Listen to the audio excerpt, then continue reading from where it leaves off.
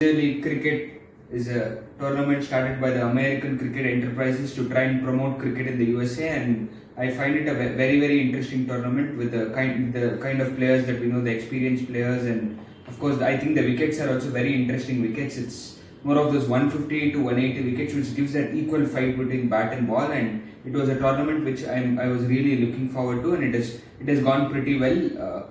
As each team have played two games, every team have got points on the board, and it looks a tough fight. All teams have their own strengths and weaknesses, and it looks a very balanced contest.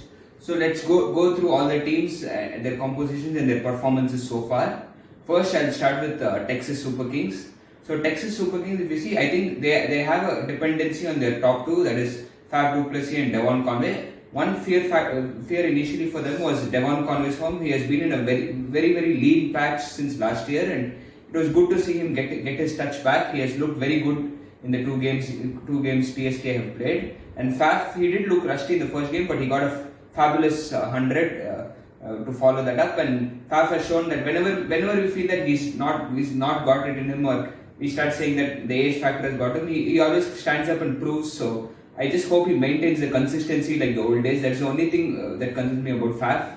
And his captaincy isn't been up to the mark. He has made a lot of wrong decisions. I think that TSK giving the last over to Stoinis when you have Zia-ul Haq, I think that was a very poor decision. So that was another decision. I mean, when it comes to the middle order, I think that is where their kind of a weakness lies. I think their middle order, someone needs to stand up. I was really backing somebody like an Aaron Hardy to stand up. He hasn't delivered yet to his fullest potential, and I'm hoping that he stands up for them. And I don't know, batting Milind Kumar at number 6, it doesn't really make sense to me. He's more of a stroke maker, and I feel he's more of an innings rebuilder. Like when they lose a couple of quick wickets, that time he can anchor the innings and rebuild innings. I think that's how you have to use Milind Kumar. Using him as a prime number 6 batsman, I seriously don't get it. Joshua Trump is a very interesting prospect. Again, he got some starts, but he hasn't converted it. So he's somebody who also I would be looking forward to. And one big drawback for them is Gerald Coetzee getting ruled out with an injury. That's a very big drawback. With the pace that he possesses, he would have been really effective on these conditions. Yes, of course, we know the specialist, the leading T20 wicket taker Dwayne Bravo. He hasn't. I hope he comes back to the old game. It's very important that he delivers like the old days with the ball. He's going to be very important. He needs to get that all-round touch with bat and ball. So Dwayne Bravo coming good is very key for TSK's balance. And the Calvin Savage is a good finisher. I think he should be back completely, seeing their lineup. And Naveen-ul Haq, of course, we know what he did. He's a very smart bowler. Always an underrated bowler in me. He really has it in him to deliver big, and he's a very good big fighter. We saw it in the T20 World Cup as well for Afghanistan. So yeah, Zia-ul Haq is another good bowler who can swing it with the new ball. And I think their team composition, I think the only concern for them is their middle order. If their middle order can stand up, they will definitely be a better unit and can improve from these going forward in the tournament.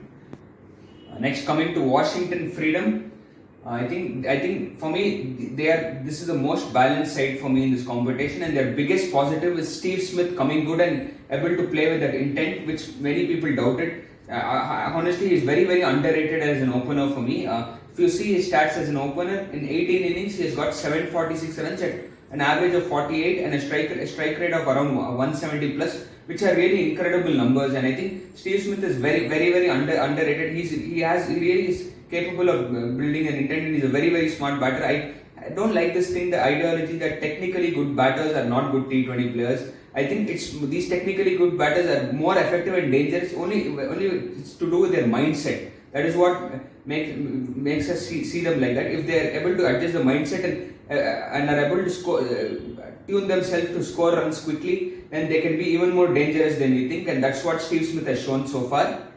And if you see their batting order, I think of course Travis Head is a very destructive opener. Then we have Gauss Andries, who was one of those 10s in the T20 World Cup which concluded recently. He's another very effective batter, and a a batter which I enjoy a lot. And I'm hoping he gets good opportunities. Since Washington Freedom's games, they didn't conclude in their batting innings. He didn't get much chance, but I'm looking forward to him. Of course, we have Glenn Maxwell. We know what he's capable of. Of course, his touch off late hasn't been to the fullest of potential, but we know a player like him on his day, if he performs, it's like there's a certainty that your team is going to cross the finish line. And also, I like how Steve Smith is using him smartly with his off spin as an off spin option. And I think, of course, Maxi is like a go-to man in any team. And then we have Mukhtar Ahmed, who's another interesting batter and another good technically sound batter from US. And we have OBS Pianmar, who's another a good all-rounder, a good clean hitter and useful with his off spinners. Again, he has not got much opportunity, but I think he's a very valuable asset and a good all-round addition to the side. And if you see, next is we have Marco Jansen, who's I think is a small concern. I think his bowling is economically been very bad. He has missed his lengths a lot. He's someone who needs to focus on hitting those good areas better. I think he's leaking a lot of runs. Is one small concern for me for Washington Freedom. And we have Akil Hussain, who's very accurate. I think Steve Smith should consider using him more with the new ball. I think Saurav Netravalkar can bowl towards the death if Akil Hussain is used with the new ball. I think that's one thing which Steve Smith can think of doing. And they have a really good fast bowling attack with we have Loki Ferguson, who is a very good hit the deck bowler who can bowl well in the middle overs and as well as operate at the death, and he has been doing pretty well. And Saurav Netravalkar has been a talk of the town from the T20 World Cup, and he's consistently delivering with really good performances. And he's been impressive in all phases so far. So Justin Dill, I think he's somebody who maybe is not being effective and he lacks that pace. I think someone like an Ian Holland in the team who I think can be a better bowling option than Justin Dill. Maybe this can be a change they can look upon. So overall, I think as an entire unit and the clarity in roles, I think Washington Freedom are looking very good. And I think they are definitely one of those top contenders this time. Next, coming to MI New York, led by the defending champions, led by our very own Karen Pollard. I think they have Ruben Clinton and Monak Patel to open, and then we have Shian Jahangir at 3, and then we have Nicholas Puran at 4. So this I think is a very good top 4 for me. I think maybe I think we have 3 wicket-keeper batters here. We have Monak Patel, Shian Jahangir, and Ruben Clinton. All of them are wicket-keeper batters. Maybe someone like a Steven Taylor. I don't know why you are not getting. He's somebody who has played 35 international games and he has had really good numbers. Seeing Shian Jahangir not being up to the mark, I would definitely give Steven Taylor a chance there to maybe even bat at number 3. And then we have Kieran Pollard and Tim David as their finishers, and of course not to forget Rashid Khan. So that's another good lower order. Only concern for me, both Kieran Pollard and Tim David have not been at their best. Both of them have really struggled for timing, and them coming good is very crucial. So knowing that their little lack of batting depth, I feel. So that is something. That is one small concern for MI New York where they're missing out. If they're kind of because of their lower orders lack of form, Nicholas Puran coming good and carrying the innings becomes even more crucial for them. And I think if Nicholas Puran fails to get a big one, then if these guys cannot stand up, it might be a bit of trouble for them with bat. That is the concern I see for MI New York. And they have a good, they have a decent bowling attack. If you see, they have Rashid Khan, of course, one of the best spinners currently. And I think that was a good move to get Nustosh Kenjige in. He provides another off-spin option. And then we have the fast bowlers. We have Ishan Adil, Trent Bolt, and Andrik Nortje. Ishan Adil and Trent Bolt are really good new ball bowlers who can move the ball both ways. And then Andrik Nortje is somebody who can bowl that raw pace, and again he's more of hit the deck and he can trouble batters in the middle with his raw pace, and he can bowl well at the death as well. And he has come out good. His form is a big positive since his poor IPL run. Since the T20 World Cup, he has been in pretty good nick with ball, and I think that's a positive for MI New York. Overall, I think their only concern for me is Kieran Pollard and Tim David's form. And maybe I think if seeing the form, I think maybe they can try getting Romario Shepherd in. Maybe I know it's funny to rely on him as a bowling option, but I think he's somebody who's who's also very good when it comes to clean striking. Maybe he can get a go. Or someone like a Daryl Brewis, who's a very interesting prospect. People call him like the junior AB de Villiers, and he's a very talented youngster. Maybe this youngster, if he can get a go in the middle, it will be nice. So overall, yeah, they're a promising side, but I see something lacking, but I feel they have it in them, but let's see how it goes for them. We have Los Angeles Knight Riders. I think they are a team which looks very good on paper, but honestly they haven't delivered up to the mark for me. If you see, when it comes to balance, I rate Los Angeles Knight Riders as one of those top sides. Of course, you see that the top order we have Sunil Narayan and Jason Roy, a very destructive opening pair. And then we have Unmuk Chand, who I think is a really smart batter. We know how talented and capable he was. Unfortunately, he could have worked harder. I think he was somebody who was really looking like he would make it really big, but unfortunate for him. And I think he's batted pretty well so far. And then we have Nitish Kumar, who's one of the most elegant batters. I really enjoy him. I think the problem with Nitish Kumar, he looks very effortless and dangerous, but he's not able to convert those starts into big scores. That is the only concern with Nitish Kumar for me. And we have Shakib Al Hasan, who's of course one of the most known, well talented all-rounders in the cricketing world. But unfortunately, his performance has been very subpar of late. Even the T20 World Cup, he was not at his best with bat and ball. And here as well, he's totally looks a goner in both departments, and he's more than an addition. He's looking a liability to this lineup. And I would suggest that get Aditya Ganesh, who's a talented wicketkeeper batsman from Tamil Nadu. I would definitely bring Aditya Ganesh in at number 4 and bring a guy like Adam Zampa into the 11, because I think TKR, what they're missing is they're not getting that effective strike bowler in the middle period to get those breakthroughs. I think that is where they're missing out. And someone like an Adam Zampa, if two guys like Sunil Narayan and Adam Zampa operating together in that middle period, would make this bowling attack even more threatening. I think this is a very important change. I feel they need to do it with Shakib's poor form with both bat and ball. And then, of course, at the finishers, we have David Miller and Andre Russell, two of the most destructive batters in T20 cricket. There is no question about them. And David Miller, he looked very good in today's game. He took on the bowling very well. And Andre Russell, again, he's someone on his day. He will definitely come out good, and he's the most valuable. And I think his form with ball in hand off late is making him even more reliable as an asset to any lineup.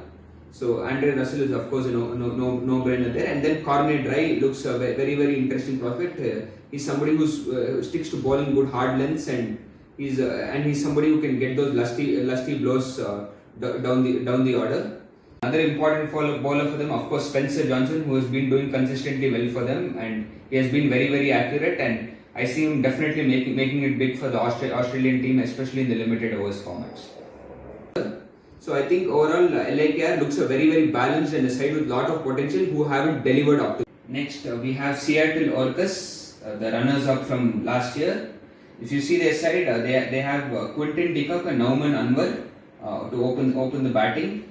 And they initially started with Aaron Jones, but unfortunately Aaron Jones, after the first game of the T20 World Cup, he has totally lost his touch, and he was somebody who I was really looking forward to, but he really disappointed me. And I think it's a good move to get Ryan Rickelton. What I doubted is how would you fit him in, because you already have Quinton de Kock and Nauman Anwar who are your two go-to openers, and I think it was very selfless of Quinton de Kock to put himself at number 3, being the senior player and the experienced captain, to push himself down and take that responsibility at number 3 to give a chance to the youngster Ryan Rickelton. That was nice of him, and I think that has made this batting lineup more effective, and it was a very good move to get Ryan Rickelton in. He's one of the most underrated cricketers at present, and he's technically very similar to Quinton de Kock, and he's a game opener who plays with effortless strokes and can take the game away, especially in the power play when he comes good.